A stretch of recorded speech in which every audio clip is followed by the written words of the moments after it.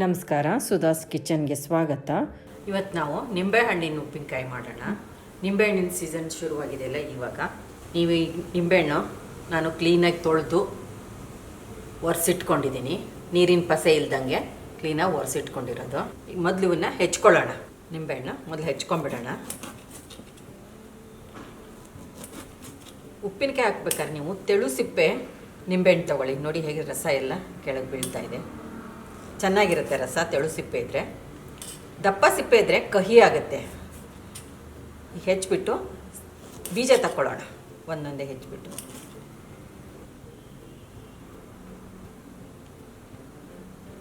ಈ ಥರ ಬೀಜ ತೆಗೆದು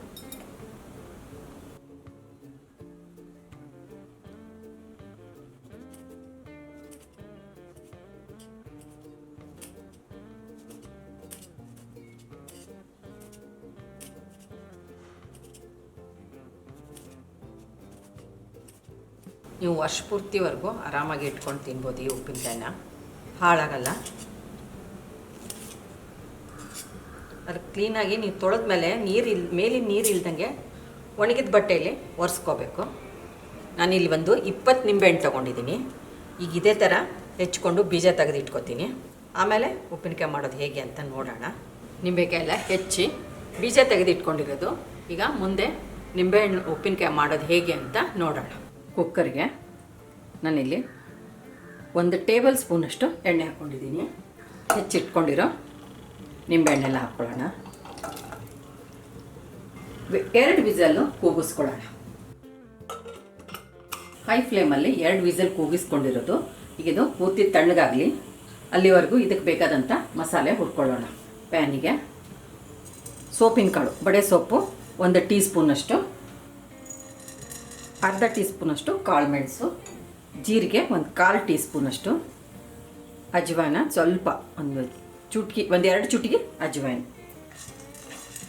ಇದನ್ನು ಲೋ ಫ್ಲೇಮಲ್ಲಿ ಸ್ವಲ್ಪ ವಾಸನೆ ಬರಬೇಕು, ಘಮ್ ಅಂತ, ಅಲ್ಲಿವರೆಗೂ ಹುರ್ಕೊಳ್ಳೋಣ.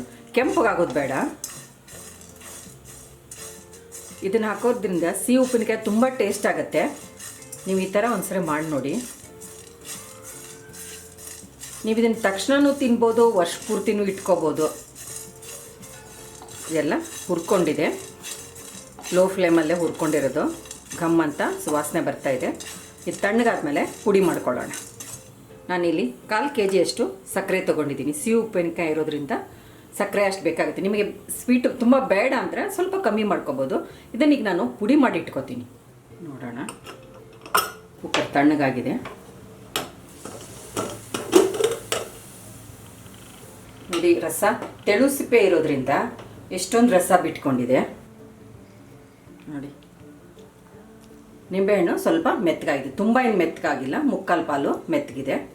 ಇದು ಪೂರ್ತಿ ತಣ್ಣಗಾಗಲಿ. ಅಷ್ಟರಲ್ಲಿ ಮಸಾಲೆ ಎಲ್ಲ ಪುಡಿ ಮಾಡ್ಕೊಳ್ಳೋಣ. ಇಲ್ಲಿ ಎಲ್ಲ ತಣ್ಣಗಾಗಿದೆ. ಇಂಗಿನ ರಸ ಹಾಕ್ಕೊಳ್ತಾ ಇದ್ದೀನಿ. ನಾನಿದು ನಿಂಬೆಹಣ್ಣಿನ ರಸದಲ್ಲಿ ಗಟ್ಟಿ ಇಂಗನ್ನು ಕರಗಿಸಿ ಹಾಕ್ಕೊಂಡಿರೋದು. ನೀವು ಪುಡಿ ಇಂಗು ಬಳಸ್ಕೋಬೋದು. ಪುಡಿ ಮಾಡ್ಕೊಂಡಿರೋ ಮಸಾಲೆ ಹಾಕ್ಕೊಳ್ಳೋಣ. 1 ಟೇಬಲ್ ಸ್ಪೂನಷ್ಟು ಖಾರದ ಪುಡಿ, 1 ಟೇಬಲ್ ಸ್ಪೂನಷ್ಟು ಖಾರದ ಪುಡಿ ಹಾಕ್ಕೊಂಡಿದ್ದೀನಿ. ತಕ್ಕಷ್ಟು ಉಪ್ಪು, ಪುಡಿ ಮಾಡ್ಕೊಂಡಿರೋ ಸಕ್ಕರೆ ಹಾಕ್ಕೊಳ್ಳೋಣ.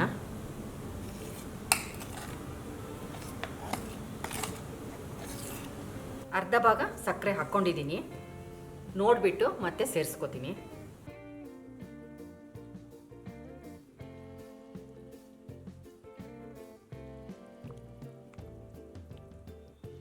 ಖಾರದ ಪುಡಿ ಬೇಕಂದರೆ ಇನ್ನೊಂದು ಸ್ವಲ್ಪ ಸೇರಿಸ್ಕೋಬೋದು. ಸಕ್ಕರೆ ಪುಡಿ ಪೂರ್ತಿ ಹಾಕ್ಕೊಳ್ತಾ ಇದ್ದೀನಿ. ಸಾಲ್ದಾಯಿತು.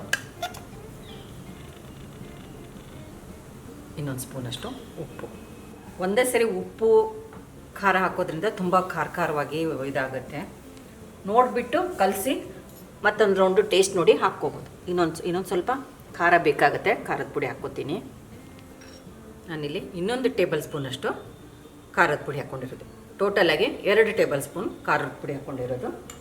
ರುಚಿಗೆ ತಕ್ಕಷ್ಟು ಉಪ್ಪು, ಸಕ್ಕರೆ ಪೂರ್ತಿ 1/4 kg ಸಕ್ಕರೆ ಪುಡಿ ಮಾಡ್ಕೊಂಡಿತ್ತು, ಅದನ್ನು ಎಲ್ಲ ಹಾಕ್ಕೊಂಡಿರೋದು.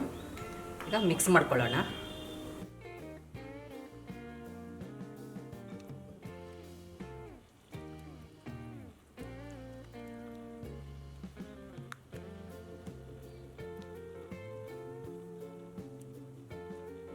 ಒಂದೆರಡು ದಿನ ಬಿಟ್ಟರೆ ನೀವು ಈ ಉಪ್ಪಿನಕಾಯಿ ತಿನ್ನೋಕ್ಕೆ ರೆಡಿ ಆಗುತ್ತೆ.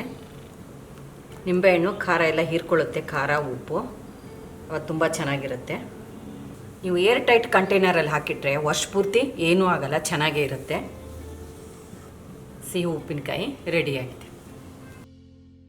ನಮ್ಮ ಚಾನಲ್ಗೆ ಸಬ್ಸ್ಕ್ರೈಬ್ ಮಾಡಿ, ಬೆಲ್ ಐಕಾನ್ ಒತ್ತಿ ಹಾಗೂ ವಿಡಿಯೋಸ್ನ ಲೈಕ್, ಶೇರ್ ಮತ್ತು ಕಾಮೆಂಟ್ ಮಾಡಿ.